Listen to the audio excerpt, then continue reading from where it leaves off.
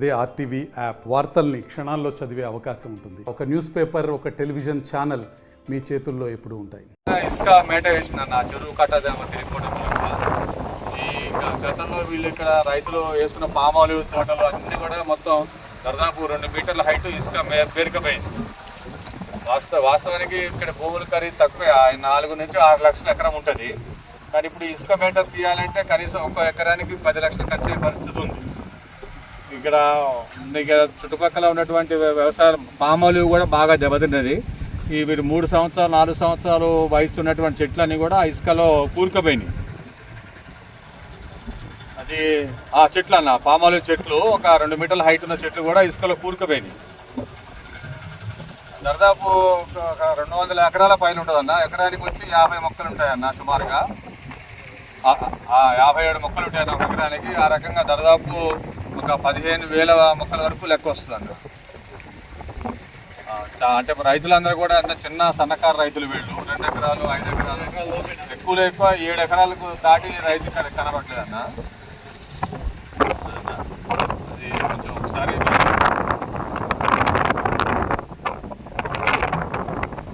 రైతులు కాపాడిన దానికి చాలా సంతోషంగా ఉన్నారు. కాపాడిన వాళ్ళలో ఒక హ్యాండిక్యాప్డ్ అబ్బాయి ఉన్నాడు, వారు కూడా ఉన్నారు. హలో అన్న, తన పేరు నాగరాజు అని. ఆయన తాడి చెట్టు ఎక్కి 10 మీటర్ల హైట్ తాడి చెట్టు ఉందన్న. పైకి ఎక్కాడు.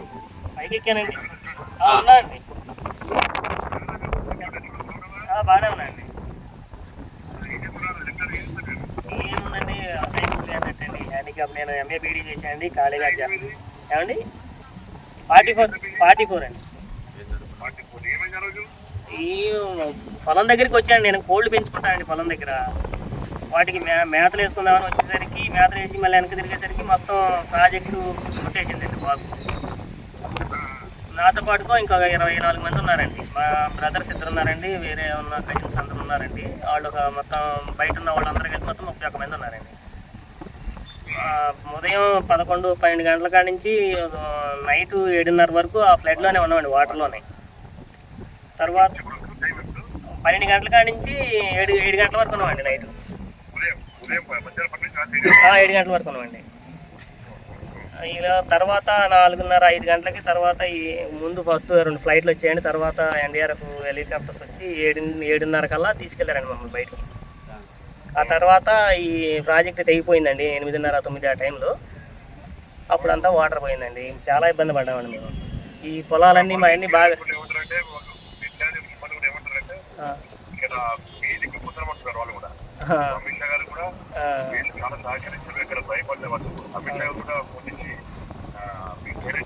నాగరాజండి. వాళ్ళు ధైర్యంగా ఉంటారు.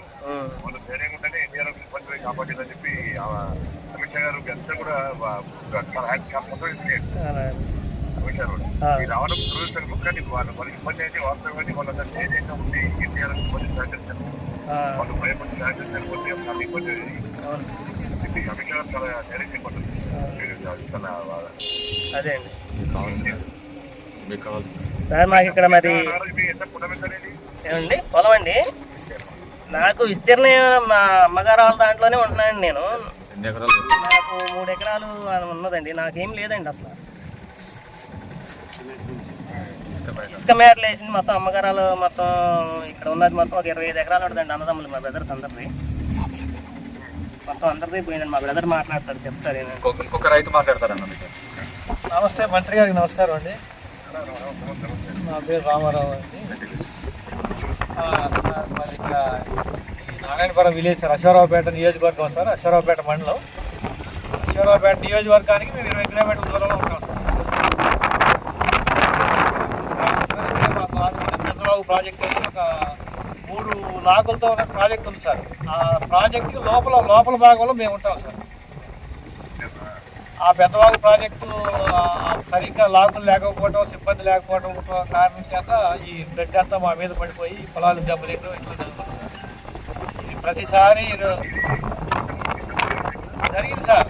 లాస్ట్ 2017 జూన్ 4వ తారీఖున సేమ్ ఇదే సిచ్యువేషన్ సార్.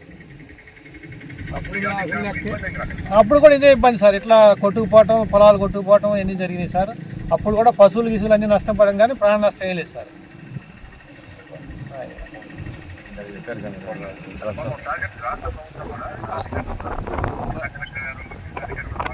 కష్టపడ్డారు. ఈ ఊళ్ళో ముఖ్యంగా మేము ధన్యవాదాలు తెలియాలి. మా వాళ్ళ ప్రాణాలన్నీ కాపాడారు. ఎన్టీఆర్ ప్రధాన దానికి ధన్యవాదాలు తెలుపుతూ సార్, మీకు ఒక విన్నపం సార్, మేము మా తరఫున రైతుల తరఫున మా విన్నపం ఏంటంటే సార్, ఈ పెద్దవాగు ప్రాజెక్ట్ అనేది దీని కింద 16,000 ఎకరం సాగు జరుగుతుంది సార్. దీనిలో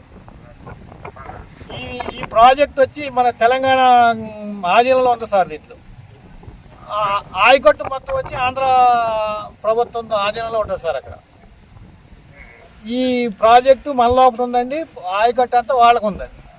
దాని ప్రభావం వల్ల ఈ 10 సంవత్సరాల నుంచి కూడా దాన్ని మెయింటెనెన్స్ చేస్తారు. ఎవరు పట్టించుకున్న నాదులు లేదు సార్ ఆ ప్రాజెక్ట్ని. కనీసం అక్కడ లస్కర్లు కానీ, వర్క్ ఇన్స్పెక్టర్లు కానీ, ఏఈలు కానీ ఎవరు కానీ లేదు సార్. అక్కడ గేట్లు నిర్వీర్యం అయిపోయినాయి sir. Last year, before last year కూడా 1,90,00,000 పెట్టి చేయించారన్నారు కానీ ఒక గేట్ కూడా వేసే పరిస్థితి లేదు సార్. అక్కడ ఆ గేట్లు లేకపోవడం వల్లే ఇంత నష్టం జరిగింది సార్. దయచేసి మీకు మరొకసారి మేము మా రైతుల తరఫున మరి మీకు చేతులు ఎత్తి మొక్కేది ఏంటంటే, ఆ ప్రాజెక్ట్ని ఏదో విధంగా మన ప్రభుత్వం వారికి కానీ లేకపోతే ఆంధ్ర ప్రభుత్వం వారికి కానీ అప్పచెప్పి దానికి సంపూర్ణమైనటువంటి లేదా కేంద్రమైనా దానికి పూర్తిగా బాధ్యత తీసుకొని దాన్ని మరమ్మతులు చేపట్టి మా రైతులందరూ ఆదుకోవాలి సార్ అని మనం చేస్తున్నాం సార్. జరిగింది కాబట్టి రాష్ట్ర అధికారులు బాగా పనిచేసారు. అధికారులు పనిచేసారు. అమిత్ షా గారు వెంటనే జిల్లా అధికారుల వాళ్ళ వెంటనే ప్రత్యేకంగా అమిత్ షా మరిన్ని వీడియోస్ కోసం ఛానల్ ని సబ్స్క్రైబ్ చేయండి. లేటెస్ట్ అప్డేట్స్ కోసం వాట్సాప్ ఛానల్ ని ఫాలో చేయండి. అండ్ లింక్ డిస్క్రిప్షన్ లో ఉంది.